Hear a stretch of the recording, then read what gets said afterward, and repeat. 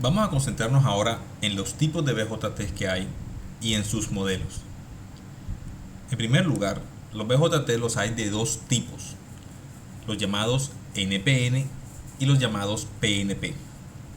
Están caracterizados por la secuencia de materiales extrínsecos que tienen. Entonces tenemos aquí NPN y PNP, como ya hemos visto, y ellos son similares a una válvula, como también hemos visto. Vamos a concentrarnos ahora en el BJT tipo NPN. Entonces ya hemos estudiado que los BJT no son simétricos en su construcción, por lo tanto tienen una dirección preferible de la corriente, y esa resulta ser en este transistor la siguiente. La corriente se mueve entonces más cómodamente desde el colector hacia el emisor. Esa es la corriente principal, y la corriente controladora es la corriente de base, y esta corriente de base entra por aquí hacia el emisor. Es decir, el circuito controlador se encuentra entre base y emisor, de manera que si la base entonces tiene un material P y el emisor un material N, tenemos un diodo por esta unión P hasta material N. Aquí se forma un diodo, y ese es el que transporta la corriente de control, que es una corriente pequeña, la corriente de base, y después arrastra con eso una gran corriente en el colector. Esa es la corriente controlada. Entonces en la válvula sería una metáfora o un símil así como lo que estamos viendo, una comparación como esta, en donde la base ahora está aportando una pequeña corriente. Así sucede en los BJT. Así que la historia realmente se completa de esta manera. Tenemos un comportamiento de diodo entre base y emisor, material P a material N, y la dirección es entrando por la base y saliendo por el emisor, y eso arrastra la otra corriente, una corriente que es controlada o que es dependiente, y es una corriente mucho mayor que viene del colector hacia el emisor. Esa es la manera como el transistor NPN funciona, y queremos entenderla un poco mejor en este siguiente diagrama. Aquí vemos cómo el transistor, para poder funcionar y hacer que esta unión PN transporte una corriente pequeña de control, necesitamos establecer un voltaje entre la base y el emisor. Y ese voltaje es típicamente un valor de 0.7 voltios. Entonces podemos anotar ese valor aquí. Típicamente aquí, entre aquí y aquí, hay 0.7 voltios, que es lo que corresponde a esto. Se está procurando colocar la base por encima del emisor en 0.7 voltios. Es decir, como sucede con un diodo común y corriente. Si esa corriente pequeña entre base y emisor surge, entonces se viene una corriente mucho mayor, que es la corriente de colector hasta emisor. Pero para que exista esa corriente necesitamos una diferencia de tensiones entre el colector y el emisor, sin duda alguna. Si no hubiese una diferencia de tensiones, entonces no habría una corriente principal que pudiéramos mover, porque no habría una fuente que la empuja. De manera similar como en una válvula, si abrimos la válvula y queremos que fluya agua, es porque de un lado de la tubería hay presión mucho mayor que del otro lado. De esa manera, cuando abrimos la válvula, entonces vemos el flujo del fluido, o en este caso la corriente.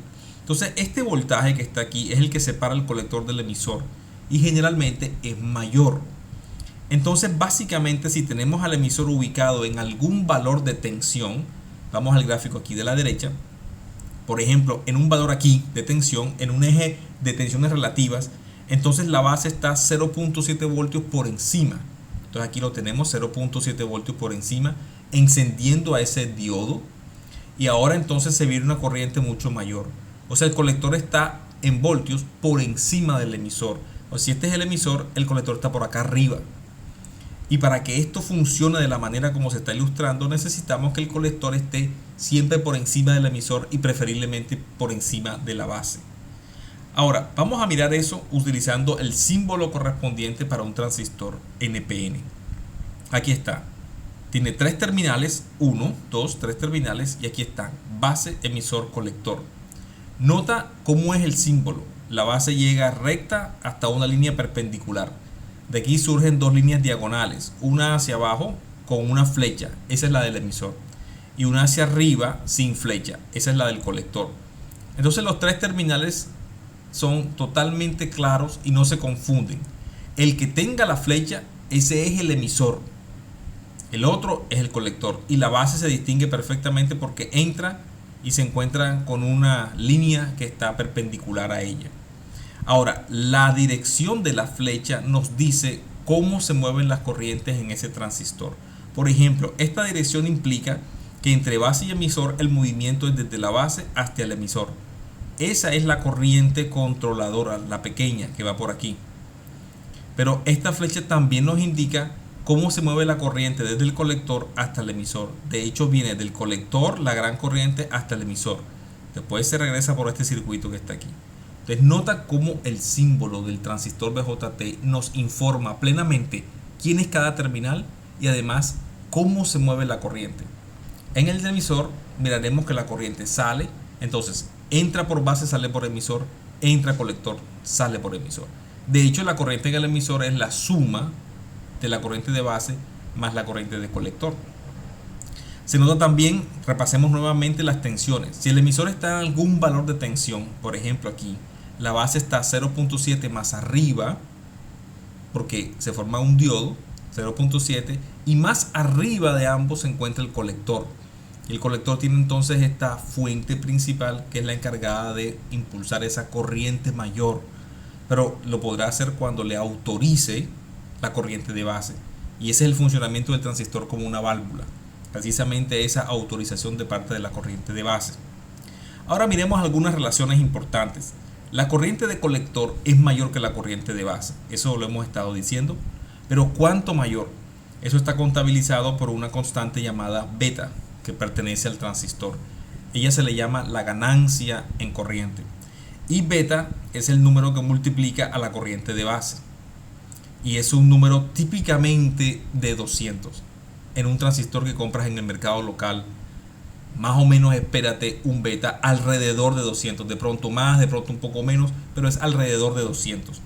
Por lo tanto, entonces la corriente de colector es 200 veces típicamente la corriente de base. Eso es lo que dice esta expresión. Ahí se puede ver perfectamente la ganancia del transistor como elemento amplificador, de hecho. Además existen otras relaciones. Por ejemplo, la corriente de colector también se puede relacionar con la corriente de emisor. Si la corriente de base es pequeña con respecto a la de colector, entonces la corriente de emisor resulta ser similar a la corriente de colector. Es más grande, pero similar, porque la de base es pequeña comparada con las otras dos. Entonces, en ese caso uno puede decir la corriente de colector es alfa veces IE, la corriente de emisor, donde alfa está definido como beta sobre beta más 1. Es una definición que será más y más familiar a medida que entremos en el tema. Si beta es un número grande, y grande quiere decir como mayor que 100, entonces básicamente este fraccionario beta entre beta más 1 da prácticamente 1. Entonces alfa es prácticamente 1, es menor que 1, pero prácticamente 1. De lo cual uno puede decir entonces que la corriente de colector es aproximadamente la misma que la corriente de emisor. Claro, si la corriente de base es pequeña, o sea, el número beta es bastante grande y la corriente de base es pequeña con respecto al colector, entonces las corrientes de emisor y colector son básicamente las mismas. Y se nota el efecto de que el transistor es una válvula de control. Una pequeña corriente gobierna una gran corriente. Y esa idea de gobernar la vemos aquí. La corriente de colector es un factor grande, la corriente de base. Y la corriente de colector y la de emisor son similares. Entonces quiere decir que vamos a utilizar un modelo simple para esta forma de operar que se llama modo activo. Y en este modelo simple tenemos entre la base y el emisor 0.7 voltios. Y la corriente de colector es beta veces la corriente de base. O alfa veces la corriente de emisor. Finalmente la corriente de emisor es la suma de las dos contribuciones, tanto la de base como la de colector.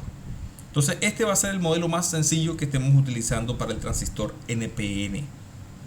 Ahora, veamos que la relación entre voltaje de base y emisor y corriente de colector es la que determina al transistor. Así que esa relación queremos conocerla y se encuentra aquí. La corriente de colector en un transistor BJT es igual a una constante llamada IS corriente de escalamiento o corriente de saturación para los transistores, multiplicado por exponencial del voltaje base emisor entre VT. Si miras bien esta expresión, estamos parecido al caso de los diodos, en el que había un voltaje en el diodo y una corriente en el diodo, y tenía esta misma relación. Se llama la ecuación de Shockley. En este caso, la corriente que está siendo controlada es la corriente del colector, mientras que el voltaje es el voltaje entre base y emisor. Y esa es una constante que pertenece al transistor, es conocida. Y VT es otra constante. VT es el voltaje térmico, que es aproximadamente 25 milivoltios, como ya hemos estudiado anteriormente. La gráfica de corriente contra voltaje base emisor es así. Es una gráfica exponencial.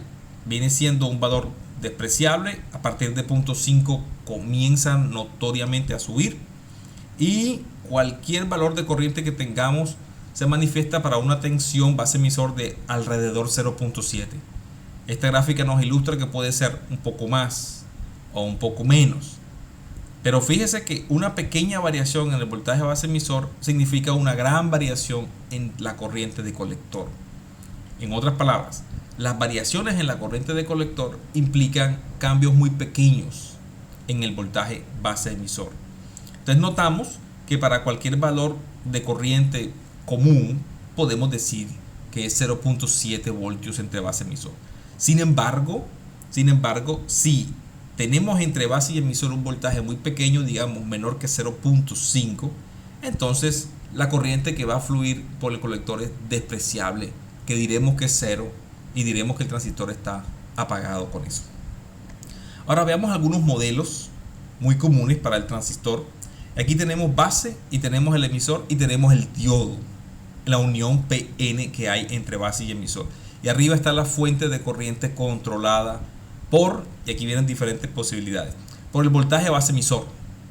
Entonces tenemos una función exponencial. O puede ser que veamos este mismo modelo, pero ahora lo hacemos depender la corriente del colector con respecto a la corriente de la base. Y la relación que hay entre ambos es beta. Entonces, este modelo se ve un poco más sencillo que este, aun cuando es completamente equivalente. Aquí se está relacionando la corriente de colector con la de base, y eso a través de la ganancia beta. Mientras que acá es el voltaje base emisor con la corriente de colector lo que se está relacionando. Voltaje base emisor con corriente de colector.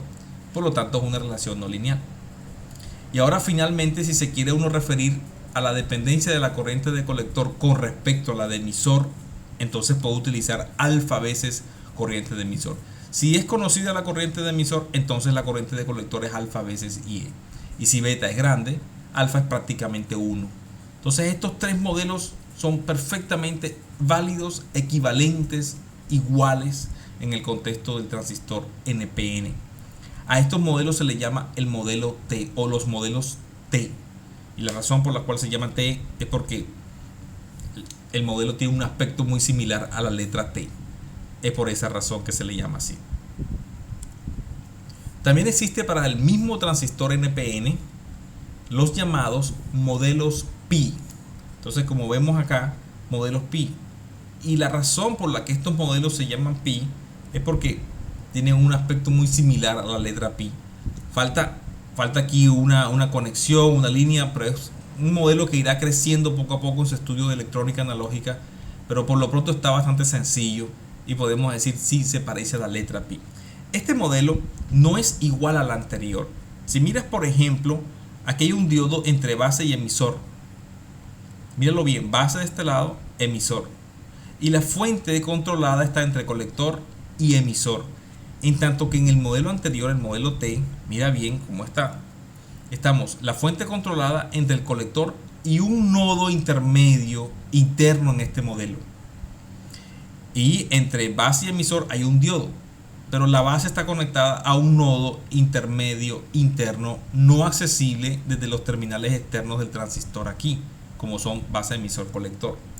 En tanto que en el modelo pi que tenemos, base está accesible, emisor está accesible y colector. Fíjate que no hay ningún nodo intermedio interno que no se pueda acceder.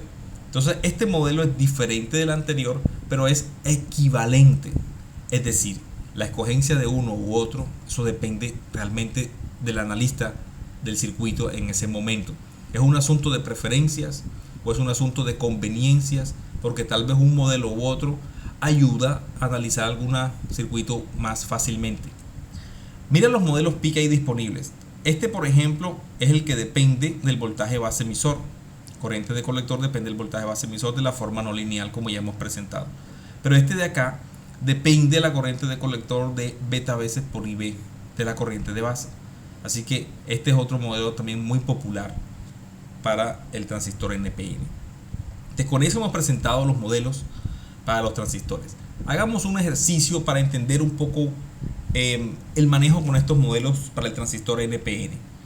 En este ejercicio vamos a suponer que el transistor tiene un beta dado de 100 cuando nunca lo mencionan explícitamente.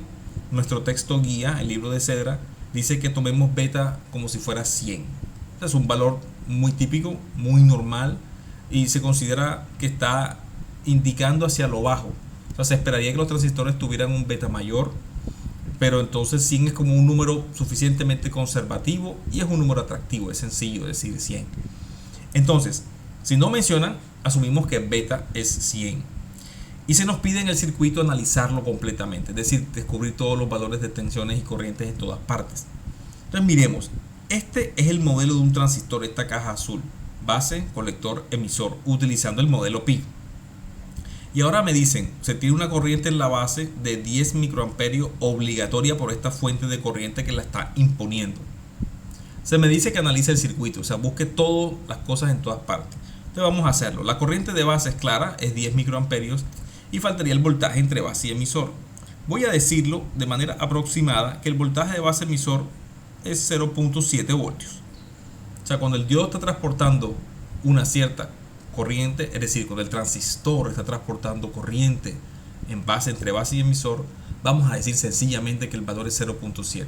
Eso es una forma simple de ver las cosas. Es posible que sea menos, es posible que sea más, pero la diferencia es muy pequeña, así que aceptemos eso así por hacerlo sencillo. Entonces 0.7 voltios entre base y emisor, van bajando 10 microamperios. Ahora, ¿qué corriente bajará por el colector? Pues por el colector baja esta corriente, beta veces IB. Y beta es 100, IB vale 10 microamperios, así que lo que está bajando por aquí es 100 por 10 microamperios, 1000 microamperios. Lo que a la larga es igual a 1 miliamperio. Eso quiere decir que la corriente de colector es, en este caso, 1 miliamperio. Ya tenemos, es muy sencillo multiplicar por beta, que es 100. Ahora, ¿qué tensión se está cayendo en esta resistencia? Pues el 1 miliamperio multiplicado por 3K, eso da 3 voltios. Arriba tengo 5 voltios. Entonces tengo 5 voltios, se caen 3. ¿A qué tensión está este nodo? Bueno, si arriba hay 5 y bajé 3, ese nodo está a 2 voltios. O lo que es lo mismo decir, la diferencia de potencial entre este nodo y tierra es 2 voltios. Es lo mismo. Entonces en este momento tengo todo. Tengo los voltajes en todos los nodos. El nodo base está a 0.7, C está a 2 voltios. Y las corrientes en todas partes. 1 miliamperio por esta rama y 10 microamperios por esta rama. Listo, hemos analizado todo. En la parte B, que está aquí en la parte de la derecha, vamos a replicar lo que está aquí en la izquierda. Pero aquí y hay algunos elementos, por ejemplo, no está la fuente de corriente. Y es que usualmente no tenemos una fuente de corriente, sino una fuente de tensión. Está conectada a través de una resistencia hasta los mismos 5 voltios. Entonces nos pide buscar este valor que está aquí de resistencia para que las condiciones sean las mismas. Y si son las mismas, entonces esta corriente de base vale 10 microamperios. El valor de voltaje base emisor sería 0.7 voltios, es lo mismo. Y ahora me pregunto, entonces, ¿qué tensión? Bueno, ¿qué tensión? Ok, sí, en este caso, ¿qué tensión aparece entre este y este terminal en el resistor? Arriba estamos a 5. Abajo, este nodo B está a 0.7.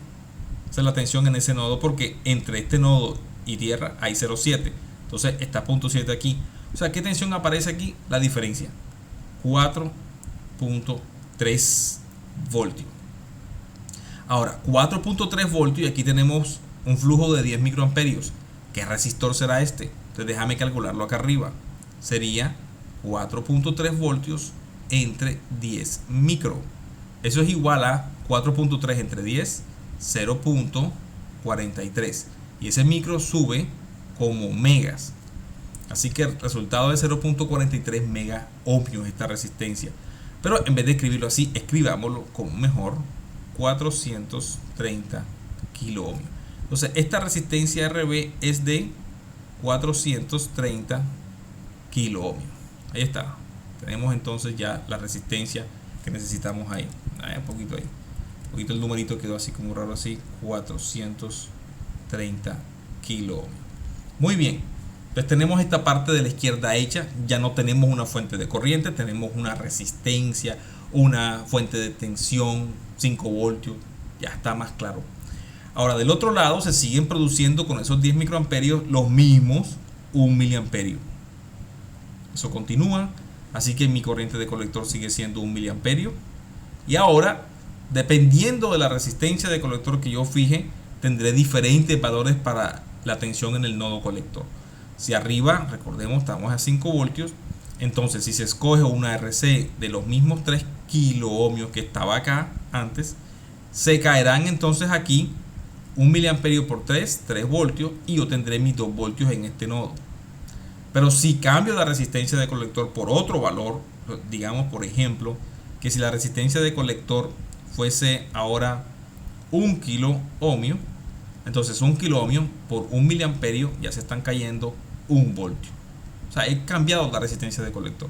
Si se cae 1 voltio, este voltaje en este nodo ya no es 2, ahora es 4. Entonces, dependiendo la resistencia de colector en ese caso, yo puedo fijar el voltaje del colector.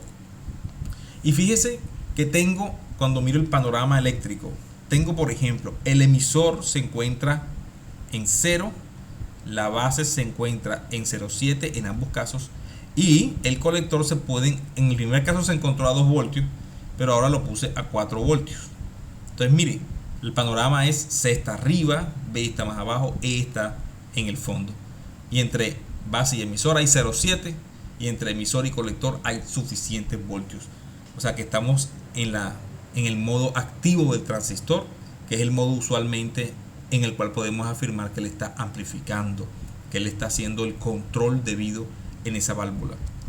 Entonces tenemos un ejemplo sencillo que nos introduce a los análisis de DC con el transistor NPN. Ahora miremos algunos modelos que encontramos en diferentes textos. En este texto muy bueno de electrónica, Arte de la Electrónica, por el profesor Horowitz de la Universidad de Harvard, en su introducción a transistores encontramos el siguiente modelo muy simpático y muy simple. Dice así: y asuma que el transistor es esto. Hay un diodo entre base y emisor. De hecho está utilizando el modelo pi en este caso. Hay un diodo entre base y emisor, y hay un señor adentro del transistor que está mirando qué corriente fluye por ese diodo. Y está colocando en el colector una corriente que es beta veces más grande que la corriente que está en la base. Entonces aquí está la corriente de base que él observa, y él cuadra un reóstato, o sea un resistor variable, de manera que la corriente en el colector resulte ser beta veces la corriente de base. Aquí en este contexto la corriente de colector, nosotros usualmente le llamamos corriente de colector beta veces la corriente de base. Pero en muchas hojas de datos, muchas hojas características de transistores, suelen utilizar la nomenclatura que la ganancia la llaman H sub Fe, y eso multiplica la corriente de base. Ya simplemente son dos nombres para la misma cosa, es la ganancia de corriente. Entonces esto es un modelo muy simpático, pero es muy efectivo. O sea, el transistor hace algo para poner en el colector beta veces o HFE veces la corriente de base. Así de simple. No es exactamente un reóstato variable lo que hay en el transistor, más bien es como una fuente de corriente controlada en paralelo con una resistencia. Ya vamos poco a poco a entender por qué ese es el modelo más apropiado, pero es como para poderse adelantar un poco y saltar un poco de este modelo tan simple. Hay otro modelo muy completo que se llama el modelo de Evers-Moll. Estos son los apellidos de dos investigadores, Jewel Evers y John Moll, que trabajaron en Laboratorio Bell también hacia el 54. Ellos desarrollaron el siguiente modelo. Toman el transistor, como lo ves aquí, NPN, y dicen, bueno, el transistor a la larga se puede comportar como un diodo de P hasta N, de base hasta emisor, y una fuente de corriente controlada por el colector. Pero también uno podría polarizar correctamente la unión PN de base colector. O sea, fíjate bien, hacer fluir ahora hacia PN, hacia el colector, y entonces se forma una fuente de corriente desde el emisor. Es decir, ellos estudian el transistor como si pudieran también intercambiar los roles de colector y emisor. Hemos dicho que los transistores tienen una dirección preferida o que funcionan bien, pero ellos están haciendo la visión de todas las combinaciones posibles y resulta que el modelo que nos ofrecen concibe todas esas combinaciones. Entonces míralo aquí, tenemos entonces la base y usualmente nosotros vemos es lo siguiente: colector, una fuente controlada, y viene por aquí un diodo y emisor. Esa es la ruta que usualmente nosotros utilizamos en el modelo T. Colector, una fuente controlada que tiene un alfa por una corriente que es la que está en el emisor, es esta de aquí.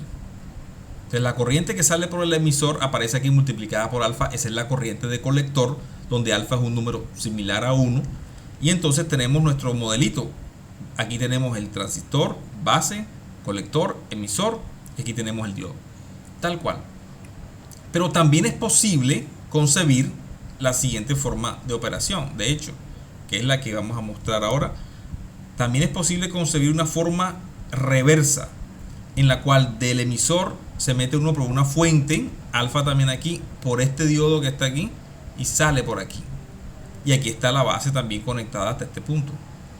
Esa otra ruta es la ruta reversa, se llama modo activo reverso. El anterior, el azul, se llama modo hacia adelante, el modo activo hacia adelante, o principal, o el modo normal. Y en ese modo normal veíamos unos betas típicamente de 50 a 350, o sea, valores grandes, y con ello un alfa de cerca de 1, casi la unidad, 0.99 o más. Y esta es la relación alfa con respecto a beta, beta sobre beta más 1. F significa forward, hacia adelante, o sea, es lo normal. Y la corriente que veíamos entonces acá en este diodo, en este emisor, era una constante y multiplicado por la exponencial que ya hemos conocido. Pero en el modo reverso, que es el que estamos viendo justamente en estas líneas, se llama modo reverso activo. Allí tenemos la misma relación para alfa, beta sobre beta más 1, las R significan reversos. Pero ahora mire el beta del que estamos hablando. Es un número pobre comparado con estos números que están acá. 0.1. El alfa resulta también ser un número muy bajo, 0.1. Entonces quiere decir de que funciona de manera reversa, pero funciona con un desempeño muy bajo. Es decir, no es atractivo poner al transistor a funcionar en el modo activo reverso. Así que lo podemos ignorar enteramente. ¿Por qué existe esta diferencia fuerte entre el modo activo hacia adelante y el modo activo reverso? Porque el transistor no es un elemento bidireccional. El BJT es unidireccional, es decir, funciona con ciertas direcciones. Y la dirección con la que funciona muy bien es esta. Es la dirección hacia adelante, así como está marcado aquí. Entonces tenemos una fuente controlada, un diodo aquí, y de hecho hay un elemento adicional que es una resistencia que después vamos a explicar un poco mejor, que está conectada entre colector y emisor, pero después la vamos a ver. Es decir, en el modelo T, este es la manera usual, y por eso los libros que vamos a estudiar tienen únicamente esta forma de ese modelo, aun cuando el modelo de Evers-Moll comprende todas las posibilidades. Así que nos quedamos con el modelo activo hacia adelante, que es el usual, es el que sirve, funciona. Beta un número muy bueno. Aquí estas relaciones las hemos conocido ya en alguna lámina anterior. Punto 7 entre base emisor, corriente de colectores beta veces IB, o también alfa veces IE. Y la corriente de emisor es la suma de la corriente de colector, la grande, y la pequeñita, la corriente controladora, la corriente de base. Entonces con eso pasamos estos modelos para el transistor NPN. Y bueno, queremos seguir mirando qué tipos de transistores hay. El otro tipo de transistor es el PNP, el que encontramos aquí abajo. Entonces ese transistor también es un BJT, también es asimétrico, también tiene una dirección de la corriente apropiada para él, y esa dirección la revelamos entonces ahora. Es así, desde el emisor hasta el colector. Y aquí además se nota que la corriente de base sale por la base. De hecho se está utilizando este circuitico emisor base, pero el emisor es P, la base es N. Entonces el diodo está desde el emisor hacia la base. De aquí para acá es donde sale una corriente por la base, entra por el emisor. Y esta pequeña corriente es la que controla la gran corriente que va por el colector. Es decir, que tenemos un comportamiento así. Tenemos un diodo de P hasta N, pero en esta dirección, del emisor hacia la base. O sea que el emisor debe estar a un potencial superior que el de la base para que puedas así activar a ese diodo. Y después tienes una fuente controlada acá en la parte del colector. Entonces vamos a ver ese comportamiento ilustrado aquí. Aquí tenemos entonces cómo conectaríamos, en este caso, a este transistor PNP. Lo conectaremos así. Entre base y emisor se debe formar un circuito que haga que se active este diodo, esta unión P hasta N. Entonces conectamos una fuentecita que coloque al emisor a un potencial más alto y a la base un potencial más bajo para que fluya de P hasta N la corriente. O sea, esta es la polaridad correcta. Y mira que se forma esta corriente que está aquí entre el emisor y la base. Esa es la corriente pequeña o la corriente de control. Y como consecuencia viene una corriente grande desde el emisor hacia el colector. Mira la dirección que se forma. Si reemplazamos esta representación por el símbolo del transistor PNP, tenemos aquí emisor está arriba, base aquí, colector abajo. Mira que las posiciones son diferentes con el NPN. El NPN tenía el emisor abajo, lo hemos pintado así, pero este está pintado con el emisor arriba, el colector aquí abajo y la base aquí. Y entre el emisor y base hay un flujo de una corriente controladora pequeña en la dirección que está marcada por la flecha en el símbolo del transistor. Entonces, donde está la flecha es el emisor. Y para donde vaya la flecha me dice qué tipo de transistor es. NPN o PNP como en este caso. Y en este caso está haciéndolo de E hasta B así. Al mismo tiempo se está moviendo una corriente grande desde el emisor hacia el colector en esta dirección. Para que esto pueda funcionar, tiene que ser que las tensiones relativas son así. El emisor debe estar arriba con respecto al nodo de referencia en algún punto de voltaje. La base debe estar 0.7 voltios más abajo. Entre aquí y aquí hay 0.7 voltios, que es lo que aparece entre el emisor y la base. 0.7 voltios más abajo está la base. Entonces aquí está el emisor, 0.7 voltios está más abajo está la base. Y ahora el colector está más abajo que ambos. Entonces la diferencia de tensión que hay entre aquí y aquí debe ser tal que ponga el colector muy por debajo de ambos. Entonces aquí tenemos una diferencia entre el emisor hasta el colector suficientemente grande para que el colector quede bastante abajo de ambos. Entonces esa diferencia es la responsable de poner también la corriente que vemos aquí. Si no existiera esa diferencia de tensión entre emisor y colector, entonces no habría corriente principal, porque no hay tensión que realmente genere un flujo de ese lado, un flujo principal. Entonces tenemos ahí la posición de los elementos, los terminales E, B y C. Es distinto que en NPN, que era colector arriba, base y después más abajo emisor. Y fíjate que esas posiciones relativas es lo que hace un poco la diferencia. Esto no significa que no se pueda tomar este transistor y voltearlo en este dibujo. Por supuesto que se puede.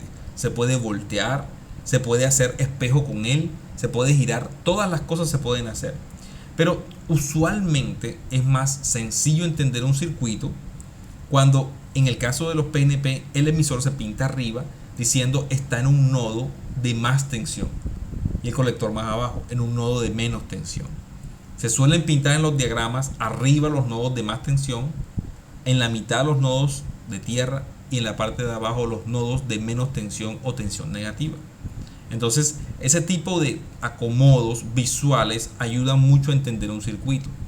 pero realmente debemos estar listos para saber reconocer un PNP y además decir, entonces el colector está por debajo del emisor, indistintamente del dibujo que estamos teniendo aquí, porque la relación de tensiones sí se conserva. Esto sí es válido en todas las circunstancias. O sea, esto no depende del dibujo que tengo aquí. O sea, no, la relación de tensiones es una relación de las tensiones de nodo. Eso sí se conserva, no importa en qué posición esté el dibujo. Pero es normal tener los dibujos de tal manera que el emisor esté arriba, el colector abajo en un PNP, mientras que en un NPN el colector va arriba, el emisor abajo. Entonces bien, para un PNP también hay modelos T y modelos Pi. Por ilustración se muestra entonces aquí uno T, en lo cual vemos aquí el diodo está entre emisor y base. Entonces el potencial alto está aquí, más bajo está la base y entre esos dos hay 0,7, ocasionando una corriente en esta dirección. Y esa entonces trae otra corriente más grande que se mueve acá, que es la corriente que sale por el colector. También lo mismo pasa en el modelo Pi. Tenemos un diodo entre emisor y base. La base está más abajo que el emisor, 0,7 voltios. Y aquí tenemos entonces una corriente hacia el colector, controlada por la tensión emisor-base o también por la corriente de base. Si acaso consideramos más bien este valor aquí, entonces acá lo que vamos a ver es beta veces la corriente de base también. Entonces esos son los modelos que tenemos para los transistores NPN y PNP. Hemos visto entonces tipos de transistores y los modelos para poder estudiarlos. Muchas gracias por esta parte.